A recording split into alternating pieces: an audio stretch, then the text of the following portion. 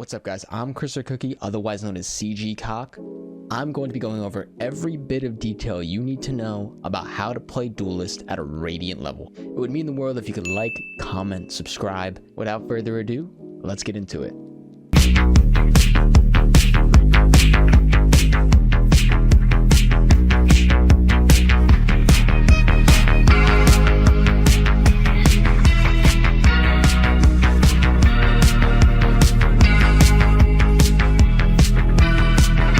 Alright, and we are back.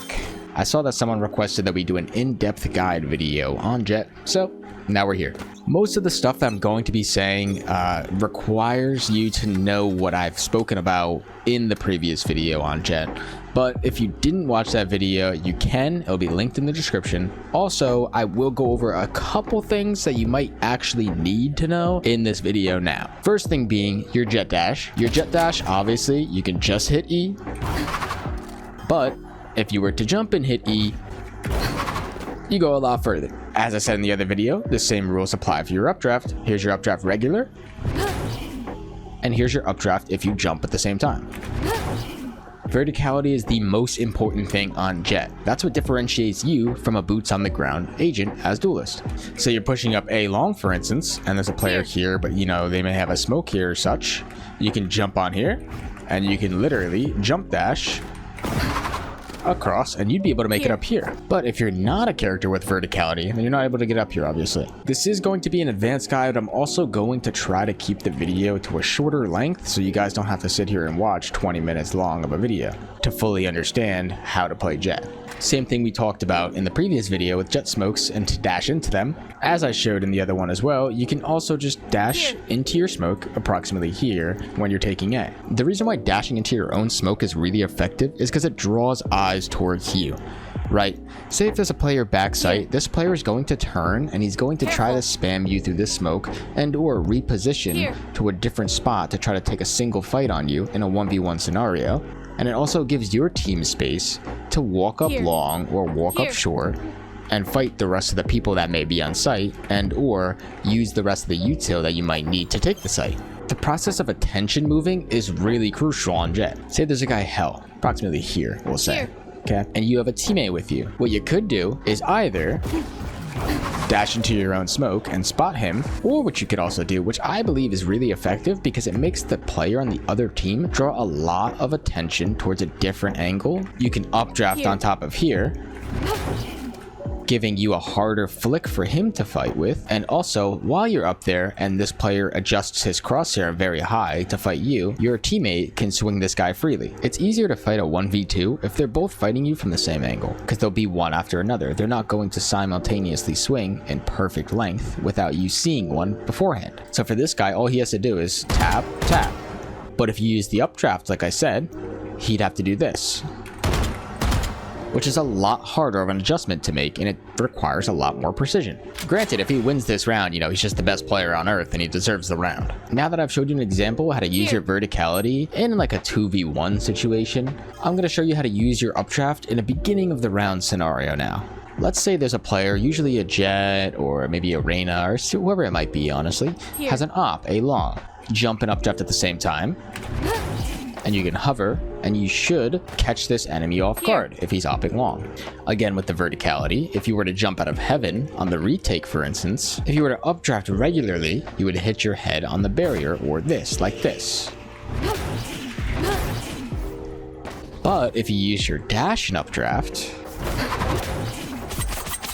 you're a lot harder of a target to hit because you're moving so fast in the air and also erratically, but it also pulls the attention away from the enemies on site, just like the updraft before that I showed you in the 2v1 scenario. Jett's updraft is really good for holding specific angles that not a lot of players might be able to hold, but it's also really good because you're drawing so much attention away and you're making these players in the other team adjust their crosshair to an uncomfortable spot.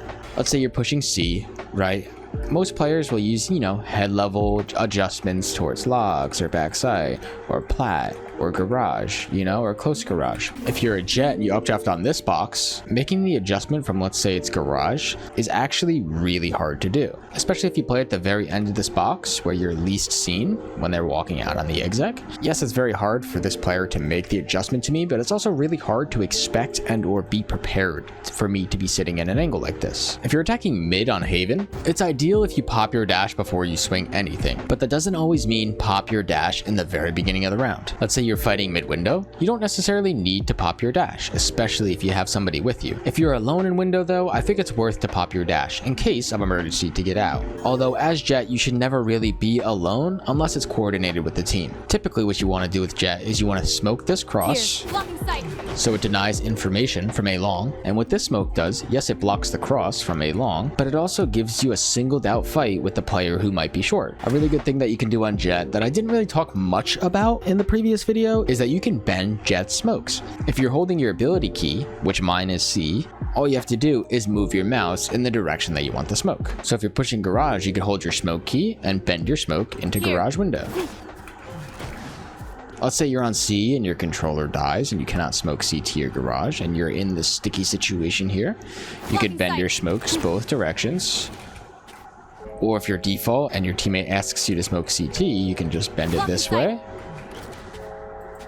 You can bend it around.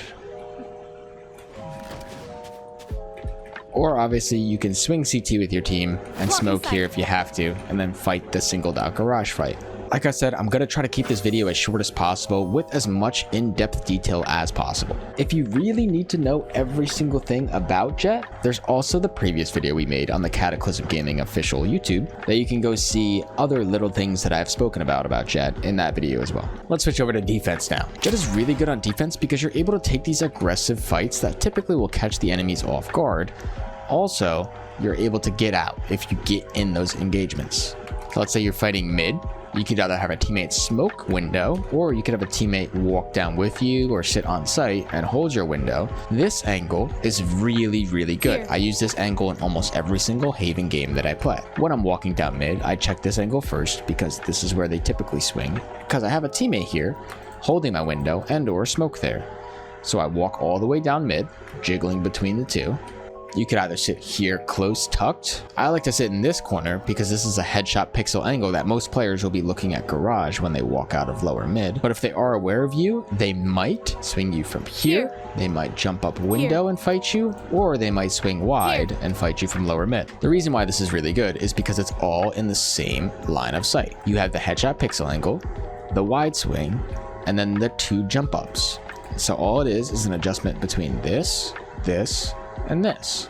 Obviously for any player, it's really good to single out your enemies, but with Jett, it's really easy to do so, considering you have your own smokes. Let's say you're fighting mid from garage. When you swing out garage, a lot of players like to do this. That's not really good because look where your crosshair is. If there's an enemy here fighting you, you're most likely to lose this fight because you have to make the adjustment of crosshair. But if you were to swing wrapping your crosshair around the door, right, like such, it's much easier for you to make the small adjustment than it is for the big adjustment. But if you're opping garage, it's okay to just swing with full confidence that there's someone in the general direction, because a one body shot will kill the enemy. When the barrier drops, you walk up and you take the op fight. You could also jump out of it, but it makes you easier to hit because you have less time to recover until your bullet's fully accurate again. Although it may catch the enemy off guard, it might not always be worth it. When it is better to jump and peek is usually when you're further away, like C long. Let's say there's a player here. It's easier for him to fight you if you're swinging like this, because you have to make the stopping adjustment. But this player, if you jump and crouch into him, it's harder for him to make the adjustment because he almost fully tracks you first. Jump peeking doesn't always have to be done with an op. You can jump peek with a rifle. It just makes more sense to, use counter strafing as a technique to clear angles instead of jump peeking with a vandal. I'm sure since you clicked on the advanced guide of Jett, you obviously know a lot about Jett. So I'm going to show you exactly my pathing when I take A. If we're going fast A, it'll look something like this. I smoke cross, dash to sewer, clear the close angle, clear this weird off angle. I jiggle for top short. I jiggle for top right short, and then I clear close, and then I run up After I clear all of sewer, I walk up, I clear close short, and now from here, I have a couple different options. One being if there's any utility that the enemies might be looking at, or if I have a teammate swinging under me, I would updraft, and I'd fight the CT guy or the hell guy from here because it's a very weird off angle to fight with. The other option is to smoke my close here and pop out graffiti, because my team should be somewhere along the lines of here. So if I do end up going a little too fast, I might die by this guy, but my teammate should be able to trade him out. And if I've made it successfully alive through the rest of the fight, I'd sit somewhere along the lines of graffiti or close CT or maybe hell. As a Jett, it's really good to sit in these aggressive angles. Although it might be expected to be in angles like this, it's really good to still play in them because you can get the refresh on your Jett dash. Say if two of them walk out CT, I kill both of those guys, I have another dash. Now what I could do is I could dash back to site and then say a teammate with me in default, or maybe a teammate hell, I could sit here and I could play off their contact.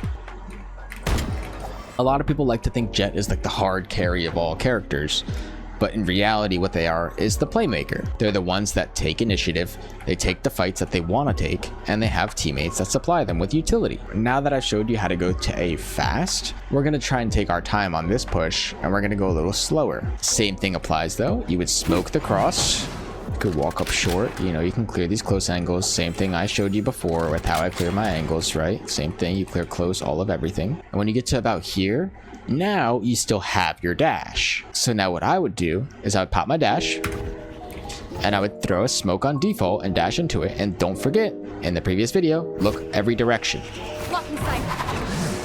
So now close graffiti is cleared, close long is cleared, and if it's not cleared, it'll pop up as information on the minimap. Now, from this position, you have options. Your team is long and your team is short.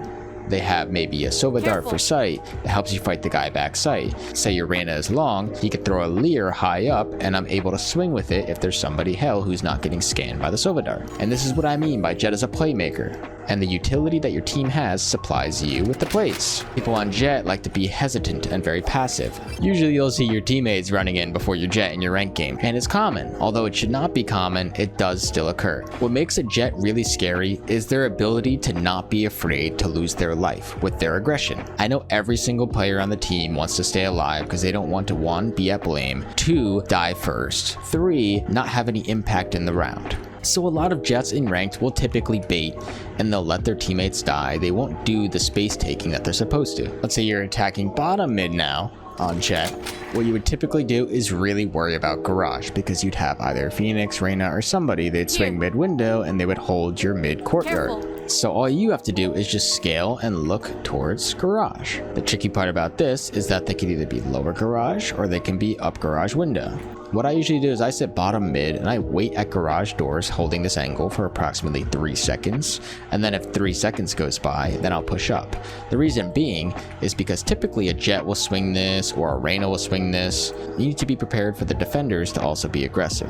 After the 3 seconds is up of me holding this, I'll scale wide, and I would walk up from here. All of the angles that someone might be playing in garage are close to garage door, on either side, behind this box, anywhere in the window, or in this link.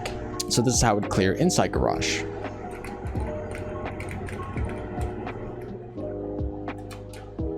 And once you get to about here, the only 2 angles you have to worry about are this angle here, which somebody could be tucked, and then somebody may be opping on top of plat. To single either of these angles out, what you would do is you would either smoke garage window or you would smoke the garage link. What you can do here, if you want to fight the garage window guy, you would smoke this and you'd be able to see his head peeking here. And if you wanted to fight the plat guy, you would smoke this and you would pre-aim the plat guy.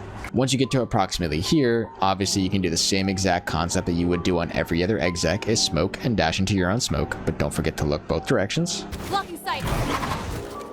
Then once you're out, if there's somebody close, then you would fight this guy close, obviously. But if there's nobody close, then there's most likely a player either plat, back sight, or CT.